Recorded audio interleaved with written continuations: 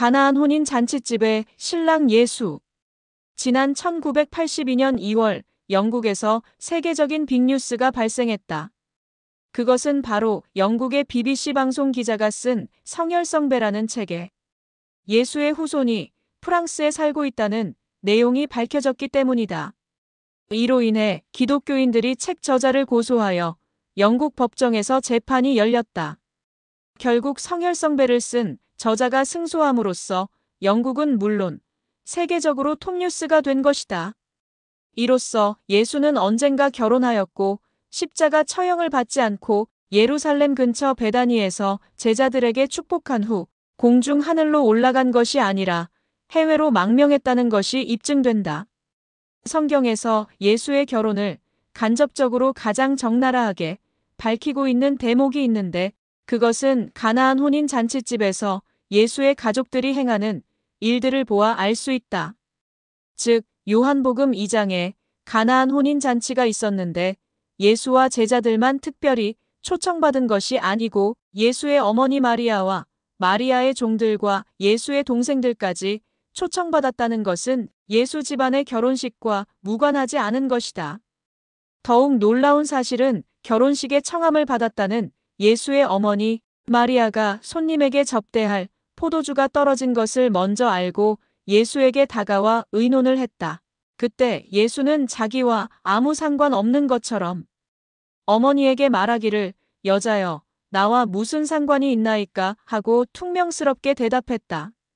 그러자 어머니 마리아는 화가 나서 자기의 종들을 불러서 예수가 뭐라 하던지 내 말대로 행하라 하며 단호하게 명령하여 창고에 있는 큰 돌 항아리를 꺼내오게 했다.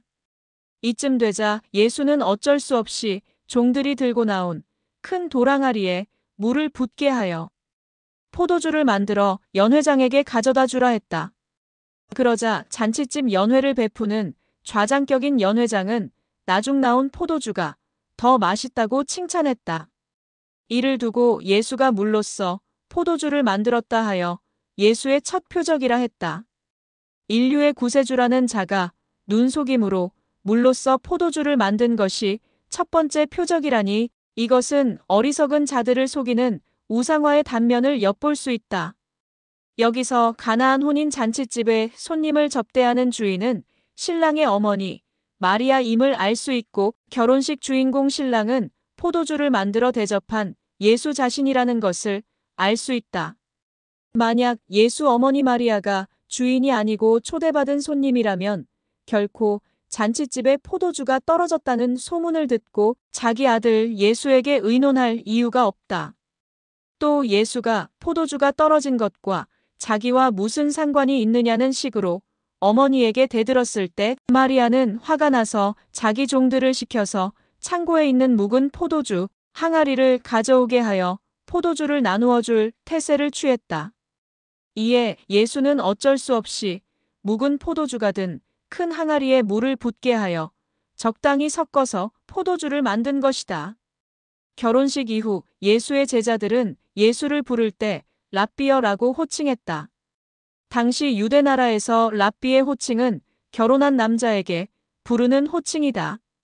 사실 포도주를 만든 큰 돌항아리에 작은 항아리 두세 개가 들어가 있었고 거기에 묵은 포도주가 없이는 물을 부었다고 맛있는 포도주가 될 수는 없다.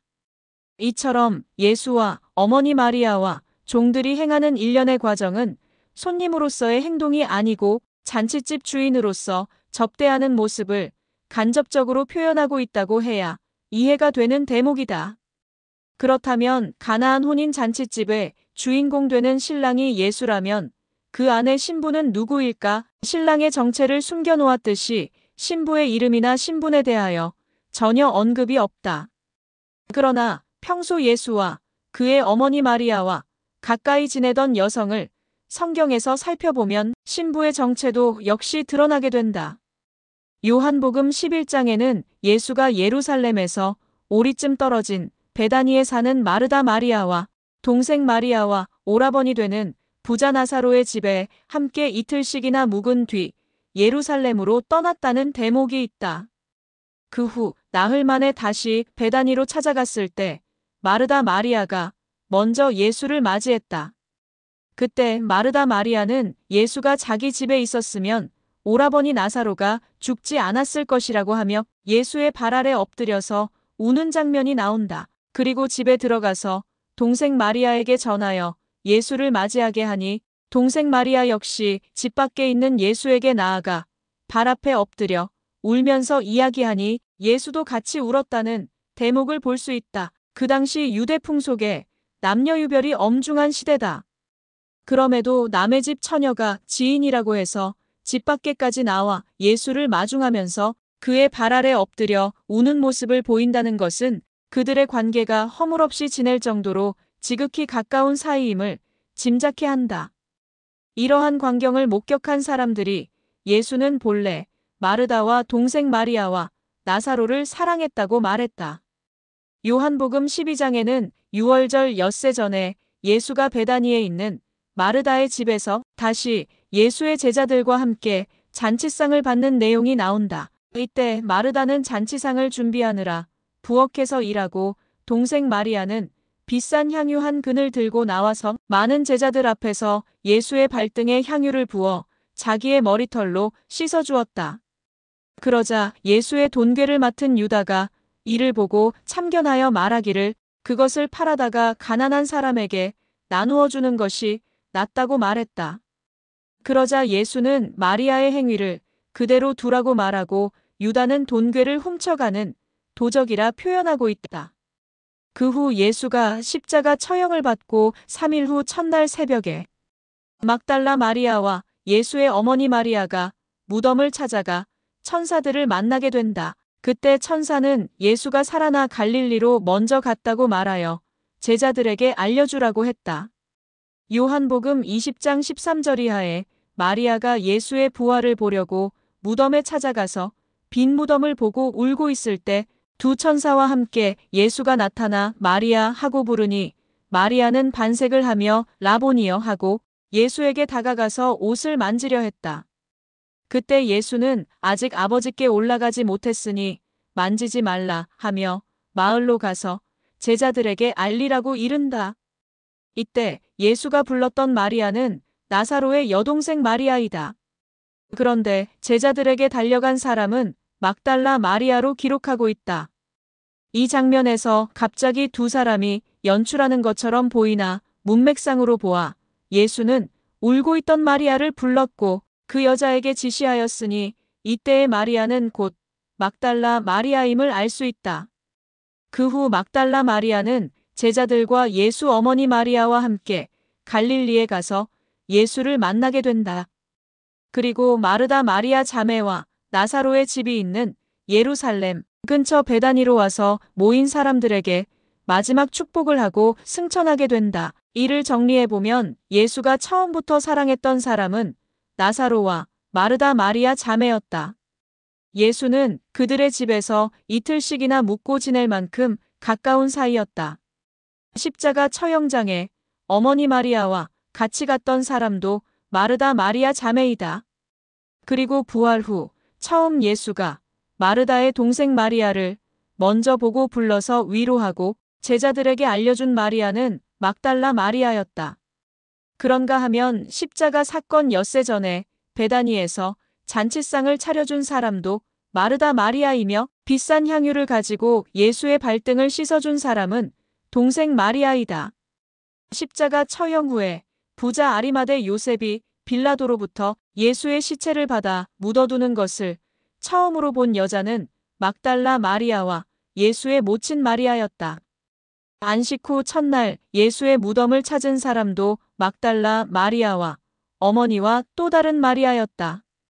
여기서 예수가 사랑했던 마르다 마리아와 부자 나사로의 이름은 등장하지 않고 갑자기 아리마대 요셉과 막달라 마리아가 그 어머니와 함께 등장하며 막달라 마리아를 7 귀신을 쫓아내준 여자라고 기록하고 있다. 그리고 예수가 부활 후 갈릴리에서 제자들과 만날 때도 모친 마리아와 막달라 마리아가 함께했다. 누가복음 24장 50절에 예수가 예루살렘에서 오리쯤 되는 가까운 곳에 마르다 마리아가 살던 집이 있는 베다니 마을에서 모든 사람에게 마지막 축복을 해주었다.